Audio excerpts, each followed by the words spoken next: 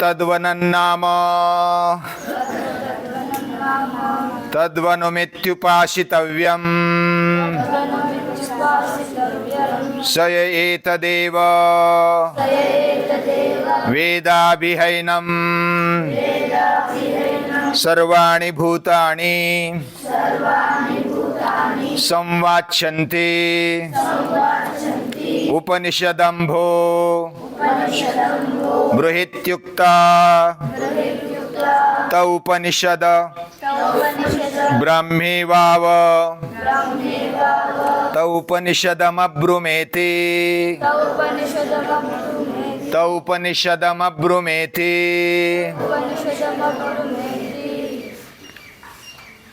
केनोपनिषद का खंड चौथा, मंत्र 6 और 7। ये जो परब्रह्म है, तद्वनन नाम, वह वन है। वन का इधर अर्थ जंगल नहीं है। इधर जो अर्थ है वन का अर्थ है कल्याण करने वाला, हित करने वाला। और उस हित करने वाले, कल्याण करने वाले की उपासना करनी चाहिए। तद्वन उपासितव्यम। और उसकी उपासना जब हम करते हैं, या तो उसको जानते हैं, समझते हैं, तो उसको सभी प्राणी मात्र, सभी भूत मात्र संवाच्यन्ति, उसको अधिक चाहते हैं, सभी चाहते हैं। ये जो उपनिषद है गुरु शिष्य का संवाद है, यानी विद्यार्थी शिक्षक का संवाद है हमारी भाषा में। तो छात्र पूछते हैं, ये ब्रह्म ज्ञान मुझे चाहिए। तो ऋषि बोलते हैं ये तो दे दिया, उपनिषद ने यही बताया, यही ब्रह्म ज्ञान है। तो ये जो ब्रह्म ज्ञान है वही उपनिषद कह रहा है, ये इस कहानी के द्वारा बताया। अब इधर बहुत छोटी छोटी बातें बताई। हमें ऐसा लगता है कि ये तो पहले भी बता चुके, अभी वही बता रहे। लेकिन ये जो अलग अलग शब्द का उपयोग करते हुए उसके पास ले जाने के प्रयास हमारी दादी मां कर रही है।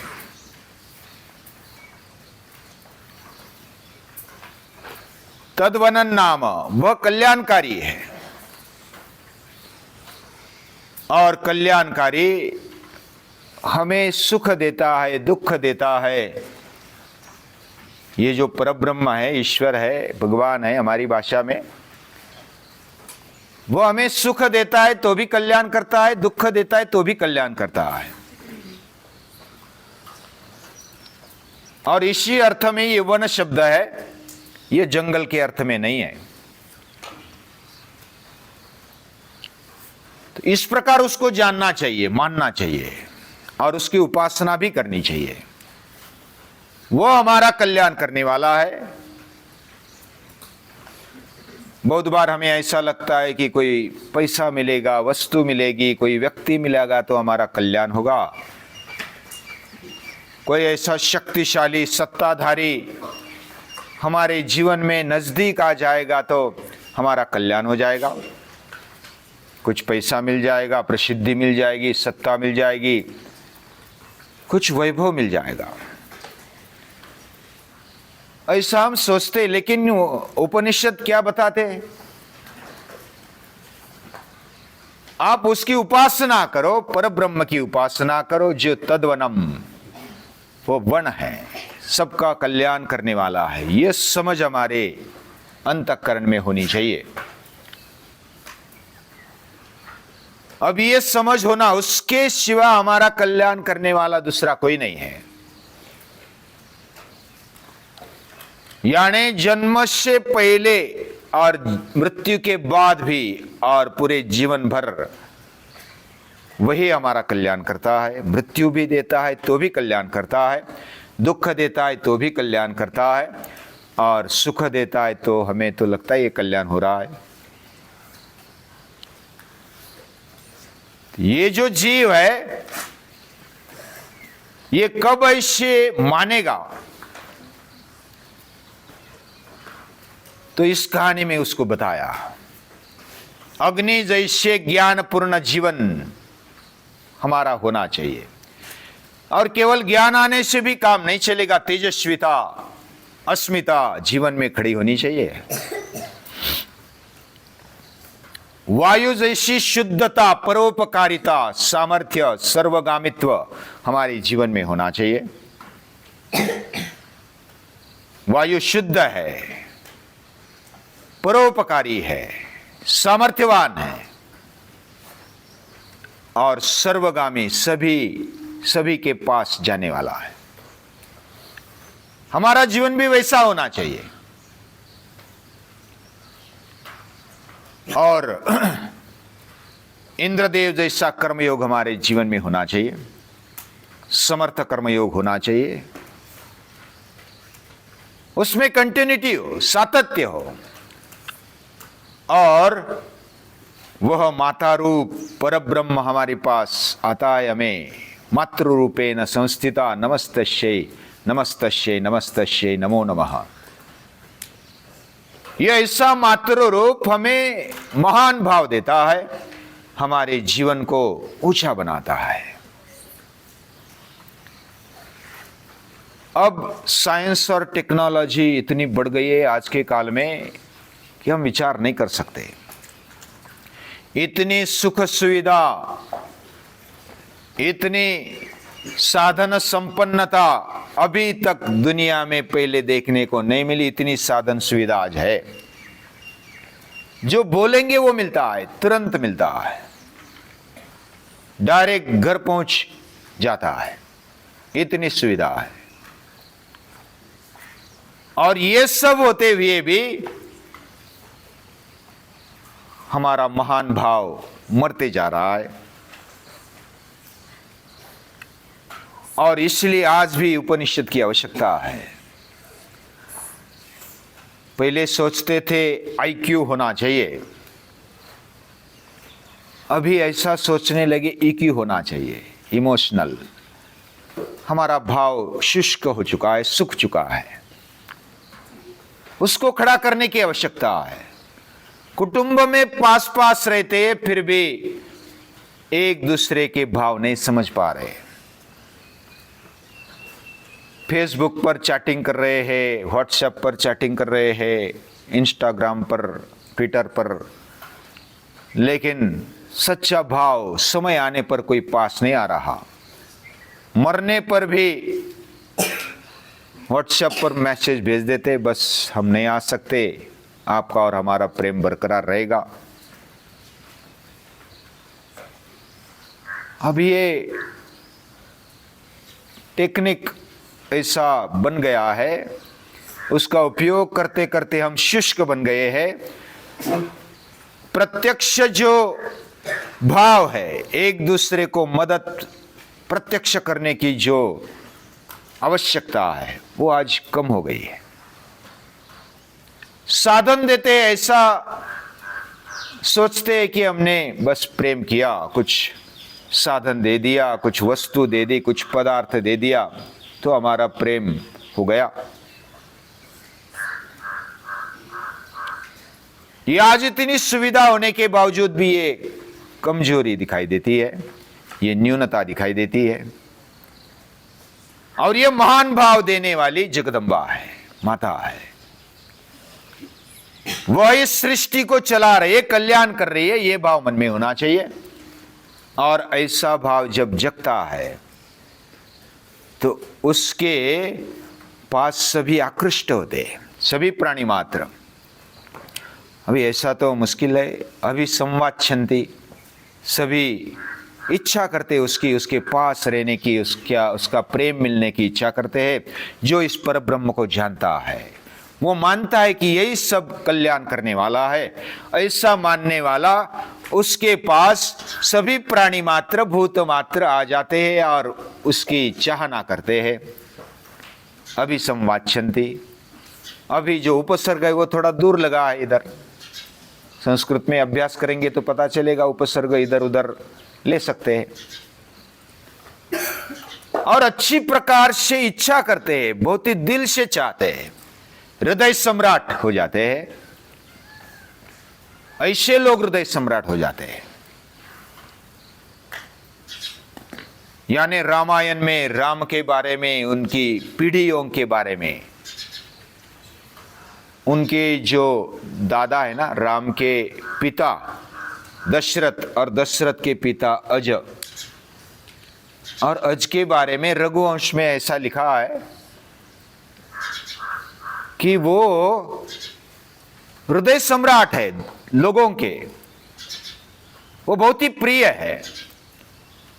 वो अभी किसी का भी अनादर नहीं करते। छोटा बच्चा है, बड़ा है, कोई बुजुर्ग है, कोई बीमार है, सभी की वह आदर करते हैं।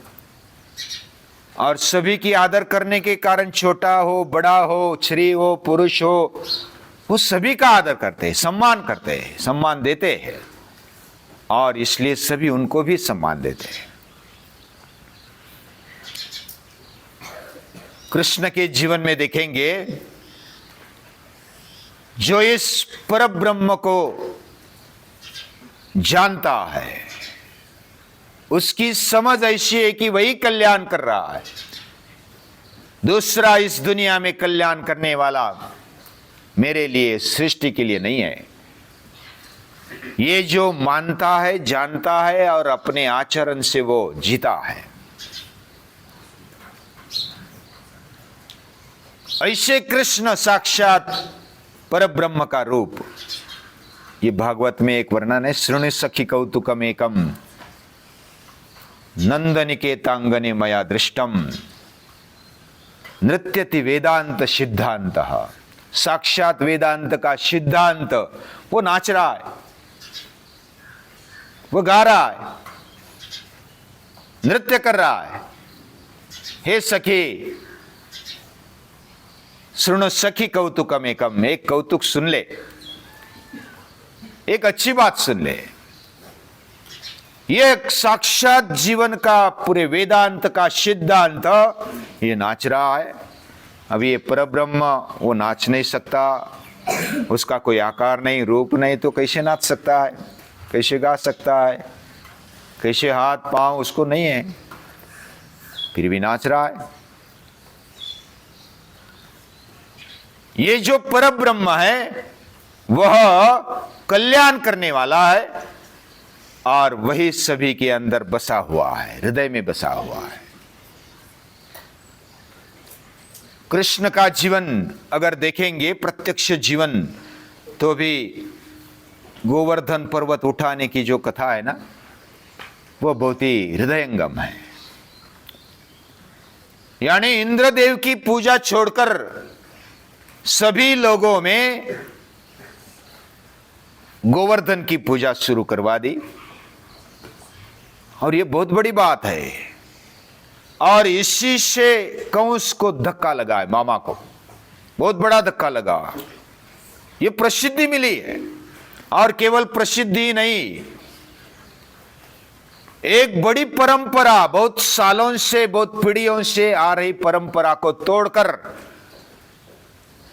कृष्ण गोवर्धन की पूजा करने के लिए बोलते हैं और लोग स्वीकारते हैं, सभी स्वीकारते हैं। छोटे से लेकर बुजुर्ग है, ज्ञानी है, या तो विद्वान है, उम्र से बड़े हैं, वो भी स्वीकारते हैं और सभी जुड़ जाते हैं, सभी उसमें हाथ बार लगाते हैं।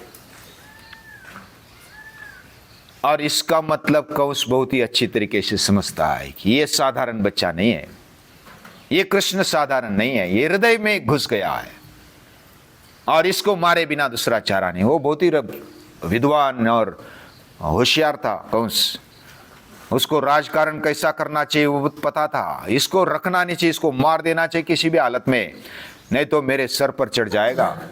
हालांकि क्या हुआ आगे कैसा हुआ वो आपको पता है, लेकिन वो बहुत दूरदृष्टि से अपने स्वार्थ के बारे में, अपनी खुर्ची के बारे में सोच रहा है। जो हृदय में घुसता है वो निकल नहीं सकता, उसको निकालना बहुत कठिन है। उसको सभी चाहते हैं, यानी बूढ़ा भी चाहता है, छोटा बच्चा भी चाहता है, स्त्री भी चाहती है और पुरुष भी चाहता है, गरीब भी चाहता है, श्रीमंत भी चाहता है।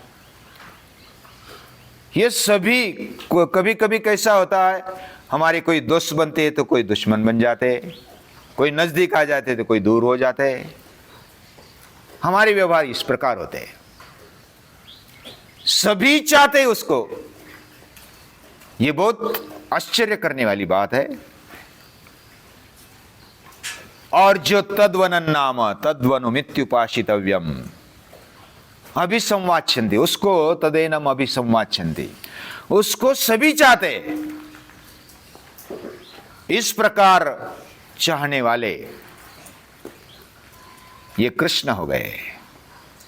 कृष्ण का जीवन इसलिए समझ लेना चाहिए, और उसी को हृदय सम्राट बोलते हैं। ऐसा जीवन होना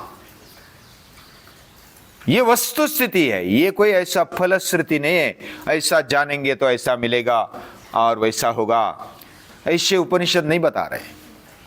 ये उपनिषद वस्तु स्थिति बता रहे हैं।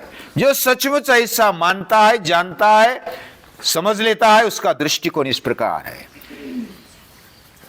ये परब्रह्म के बिना, ये ईश्वर के बिना मेरा दूसरा कोई नहीं। सुखमात्यंतिकं यत्तद् बुद्धिग्राह्यम अतीन्द्रियम वेत्ति यत्र न चैवायम स्थितश्चलति तत्वतः यम लब्ध्वा चापरम लाभम मन्यते न अधिकम ततः। उससे अधिक मुझे कुछ नहीं चाहिए, बस वही है, वही सर्वस्व है। ये मानने वाली वृत्ति, ये मानने वाला दृष्टिकोण जिसके दिल में, जिसके दिमाग में घुस जाता है, वह ऐसा जीवन जीता है। और जो अगला मंत्र है उसमें जो शिष्य है उसको अभी तक पूरा समझ में आया या नहीं आया हम उसका अंदाजा नहीं कर सकते, लेकिन वो पूछता है कि मुझे ब्रह्म ज्ञान दे दो, ये अध्यात्म क्या है मुझे समझाओ। यही अध्यात्म है, ये रहस्यमय है। समझने पर भी, यानी शब्द के अर्थ समझने पर भी, वो शब्द तो मर्यादा में होते हैं, जो अनुभव होता है वह सही होता है। अभी समझो पानी शब्द है, और पानी शब्द समझो कि आपके सामने मैंने उच्चारा, तो क्या पानी तो ध्यान में आ गया, पानी है, पीते हैं वो पानी है। लेकिन जब तक पानी नहीं मिलता, जब तक प्यास नहीं बुझती प्रत्यक्ष पानी पी करके, तब तक हमें समाधान नहीं होता। केवल पानी पानी बोल करके समाधान होता है। यानी शब्द ये शब्द रह जाते हैं और अनुभव अनुभव रह जाता है। कितना भी हम शब्दों से उसका वर्णन करें, वह शब्दातीत है और उसको ब्रह्म बोला गया। अक्षर ब्रह्म, शब्द ब्रह्म, ये अक्षर ब्रह्म का वर्णन करते करते फिर वेद बोलते नेति नेति नेति। ये नहीं है, ये नहीं है। अभी कितना भी प्रत्यक्ष वर्णन करो तो भी वो शब्द के मर्यादा में नहीं आता, क्योंकि वो अमर्याद है, वो अनंत है। उसको कैसे पकड़ पाएंगे? तो ये रहस्यमय ऐसा सिद्धांत है, और ऐसे वेदांत के सिद्धांत को हम समझने का प्रयास कर रहे हैं। उपनिषद को नमस्कार करते हुए हम ऐसी शक्ति मांगते हैं कि हे भगवान, हे प्रभु, हमें शक्ति, बुद्धि और भाव दे दे। आपको नमस्कार है।